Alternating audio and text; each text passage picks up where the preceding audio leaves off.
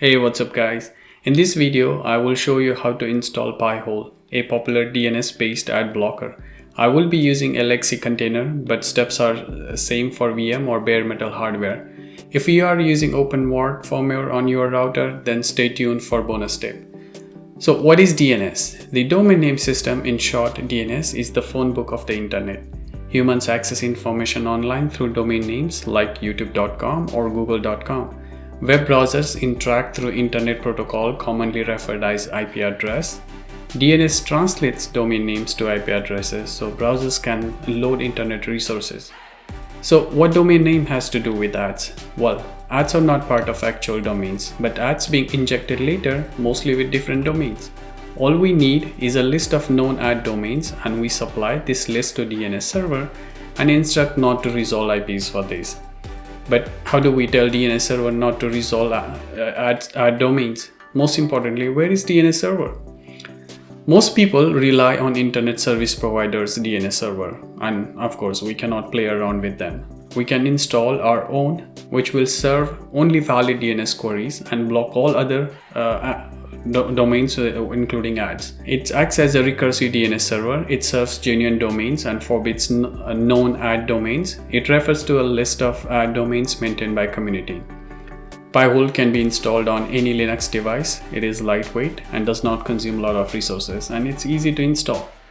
The name Pi-hole came from Raspberry Pi because it is so light it can be installed on Raspberry Pi, and that's what most of the people do. In our case, I'm going to install it in an LXC container. So let's get started. I'm going to create a new container. So let's call this container as 501. We need to assign an ID, and I will call this as Pi DNS demo hostname. I need to assign a password, so let's assign password.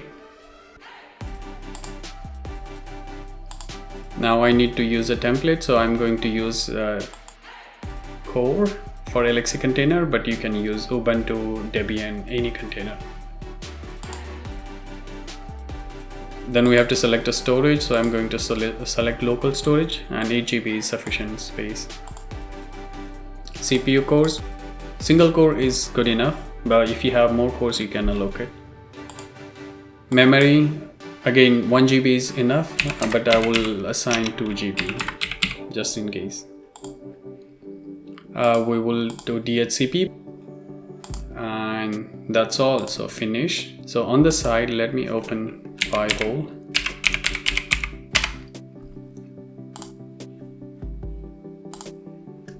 So my container is getting prepared. So I have my Pi-hole here. Click on install script. We don't need that. So all it takes is this one line to install Pi-hole on any Linux distribution. Okay, so my container is ready now, and I'm ready to power on, and then we will install Pi-hole. So I will start my container. Let's check console. We need IP address to connect to container. Okay, so I will log in.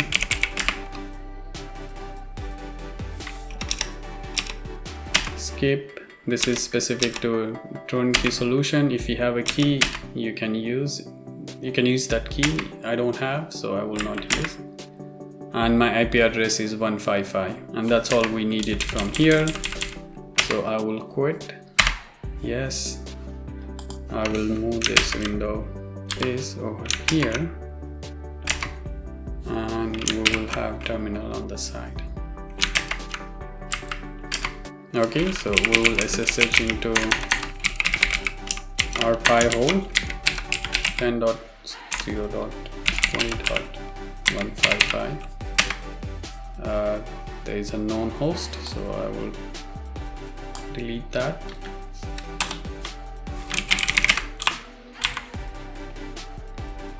Again, SSH, yes, password. Okay, so I'm in the container. Okay, now all we need to do is use this command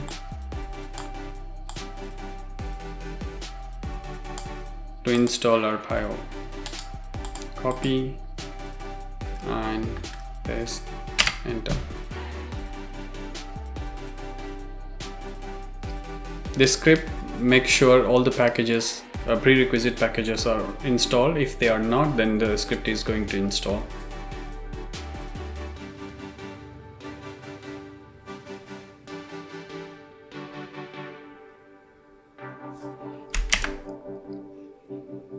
So since Pi-hole will be acting as a DNS and DNS should have a static IP address, the installation script is going to change our dynamic address into a static one.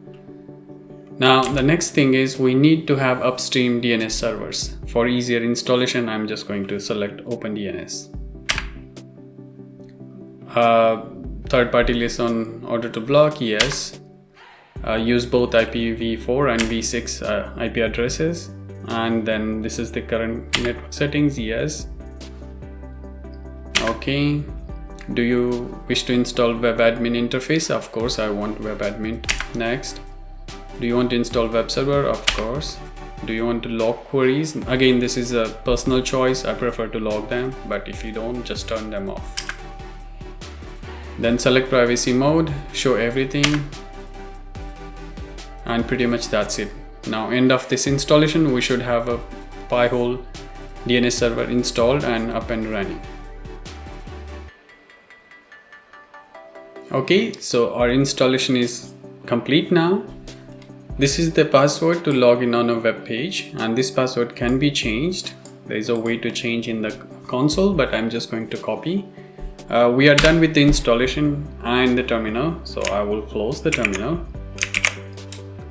And then we will be able to access our new Pi-hole installation by typing IP address 0.20.155/admin.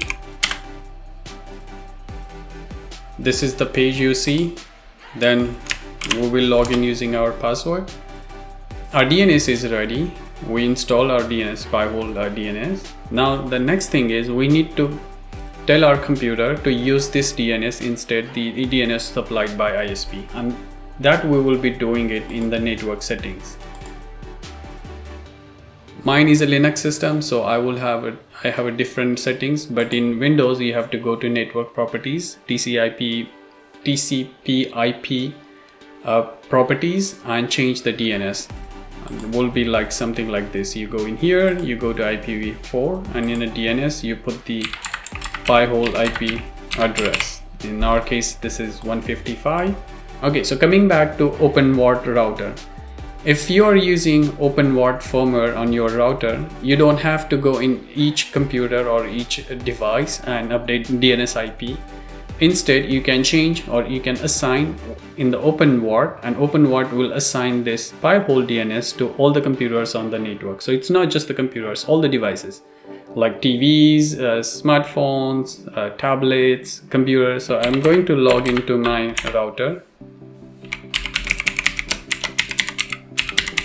We have to go to interfaces. You select LAN, edit. You go to DHCP server, go to advanced settings, and here under DHCP options, you basically enter 6, IP address of your Pi-hole server.